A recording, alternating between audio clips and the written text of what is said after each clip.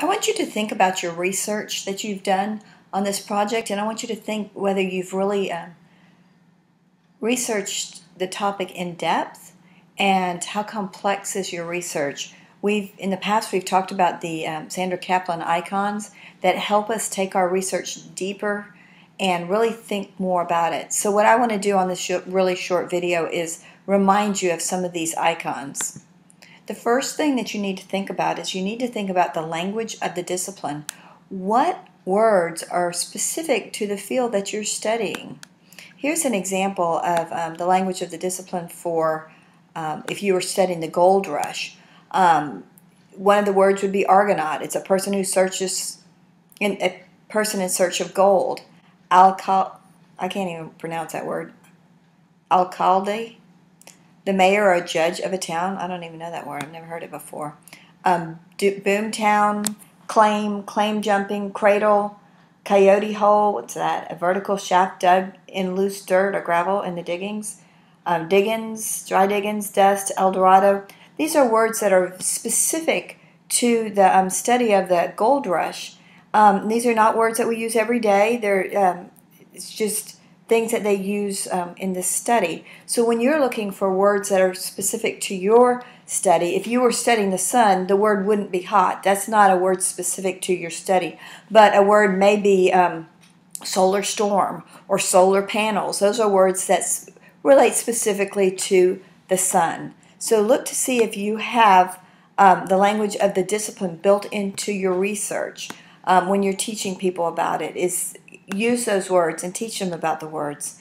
The next icon that we're going to look at is details. What are the important details of your research?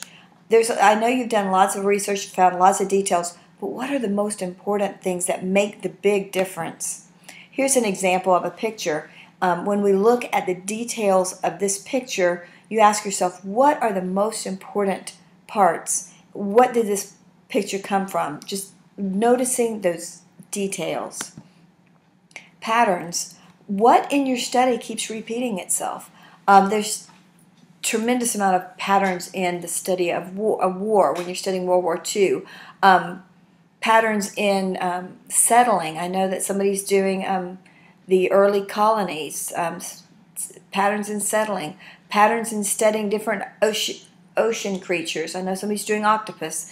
What are the patterns that happen over and over and over? Things that happen over and over and over.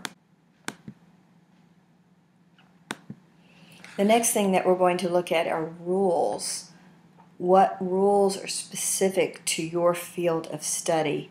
Like in photography, there's specific rules about the amount of light that you have to have in order for the pictures to come out.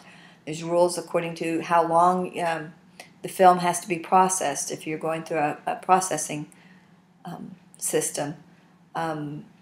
In Greek mythology, there's rules about what different gods could and couldn't do. So what rules are associated with your field of study? I know in the early colonies there was rules associated with what the people could and couldn't do. So look to try to find rules related to your field of study. I know if somebody's studying Google glasses, there's rules about where the glasses can be worn. So make sure that when you're doing your final project, you have included something about the rules associated with your field of study. Here's a picture of some rules that exist for Niagara Falls. The government has rules on how much water is released over the dam. There's a treaty between two countries about how the water is used and how it's released. And unanswered questions. Remember, unanswered questions are those questions that haven't been answered yet.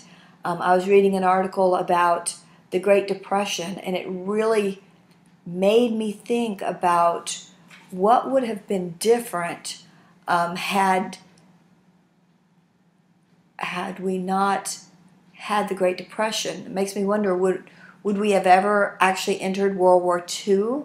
And if we didn't enter World War II, what would have been the outcome across the whole world? Because Germany was trying to take over so many different countries, and if we hadn't gotten involved, what would it be like now? Now that's an unanswered question. It hasn't been answered. And those are the types of questions we're looking for when we talk about unanswered questions. With Google Glass, there's so many unanswered questions because it's such a new field of study. With photography, what's coming next? What we've gone so far from the kind of film that we have to develop to instant pictures. What's going to happen next? Those are unanswered questions. Those are things that we can delve deeper in and do more research. And that's where inventions come from, actually. Asking these questions that we don't have the answers to yet. Across disciplines, that means how do different fields of study look at your same topic. So I'm going to look at the example of Niagara Falls again. Now, somebody who's an environmentalist is going to look at how Niagara Falls affects the environment. A historian is going to look at the history of Niagara Falls, and they're going to talk about all the people who have gone over the Niagara Falls and survived. And there's tons of history. There's history about how at one time Niagara Falls completely froze over, how Niagara Falls at one time almost dried up. So there's all kinds of history that a historian would study. A geologist is going to look at the different types of rocks underlying the falls and how those rocks are affected by erosion. A mathematician is going to look at the volume of water that's flowing over those falls every day and the measurements of the force of that water would be intriguing to a mathematician. Now, if we get into politicians, there's so much related to the international relations between Canada and the United States. So politics plays a major role in the Niagara Falls. An economist, how do the falls affect the economy? There's a huge tourist industry built up around these falls, and it affects the economy, and so economists are going to be interested in that. And the biologist, there's all types of animals around the Niagara Falls, and that's their habitat. So how do the falls and how does the blow off from the water going over the falls affect the animals in that area? So these are all different disciplines that are interested in one topic. So when you look at, let's say, the war, I know some of you are studying the war. Obviously, an economist is going to be interested in that. A historian is going to be interested in that. The people who create the weapons are going to be interested. Politicians are going to be. So there's a lot of things. When you think about your subject, think about all the different, I could say, jobs that would be interested in that, because it's kind of difficult when we look at across disciplines and then we look at multiple perspectives. And multiple perspectives is we're going to look at in just a little bit. Here, we're going to look at it now. Multiple perspectives. How do different people view the same topic? And this is different from how do different people in different jobs, but how do different people view the same topic? For instance, if you get into a fight with your brother, you're going to have one point of view, he's going to have another point of view. And that's very different from looking at it across disciplines. Here's a cute little example of a bald eagle. How would a rabbit look at a bald eagle? Well, he says, I can't run fast enough to escape that evil eagle. How would the environmental agency look at the bald eagle? They would say, oh, we must do more to protect this endangered animal. A little child might look at the bald eagle and say, oh, I'd love to see one in real life. They're so beautiful. And then a falcon would say, I don't know why he gets so much attention. He's nothing special. So they're all looking at that one topic, but they're looking at it from different perspectives. So if we look at Greek gods, there may be somebody who looks at the Greek gods and says, that's just a whole bunch of nonsense, where somebody else might actually look at it and really believe it and think that these gods really existed or whatever. So you want to look at it from different people's points of view. Trends. I know we talked about trends last year when we were talking about luggage. We looked at different sizes of luggage, and with a trend, you're really asking yourself, it's kind of a cause and effect relationship. The trend for suitcases was to get smaller and smaller and smaller, but the question you ask yourself is why? Why did they get smaller and smaller and smaller? And we talked about it last year that, because people started traveling more, we're traveling more on airplanes, so it needs to be smaller. And the more that the airplanes start charging for luggage, the smaller it's going to get and the less we're going to travel with. So that's a trend in luggage, and we talked about that last year. But there's also trends in photography. Everybody all of a sudden starts taking, well, here's a classic one, a selfie. We didn't do that before. Now everybody is. Then there's motion photography. We didn't have that ability before, but now we're having that ability. So, we're looking at why is this so popular? It's because of the new technology. So it's the cause and effect. Why are kids interested in Greek gods right now? Well, I think it has to do with a book series that came out that started addressing this. So the reason that there's an interest in it is because of the book series. So when we look at trends, it's not just things that are popular. We have to ask ourselves, why are they popular? Why are people starting to want to go more to using Google Glass? Well, what's causing that? So that's trends. And make sure when you're doing your research, you have some trends in your research. And then we have ethics, ethical issues. What are the moral principles involved in your subject? What controversies exist? What arguments could emerge from the study of this topic? And, there's all kinds of ethical issues associated with Google Glass.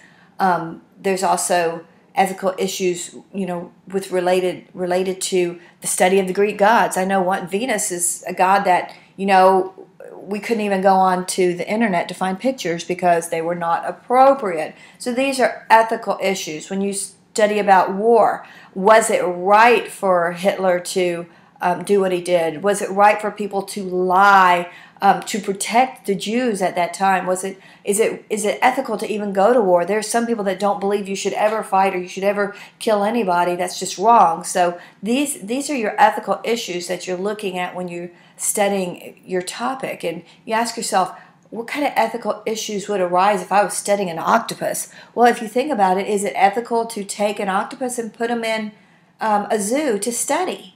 I mean, is that ethical? So there's ethical issues in every topic. When you're looking at photography, when can you take pictures of people? When can you not? When is it not right to take somebody's picture?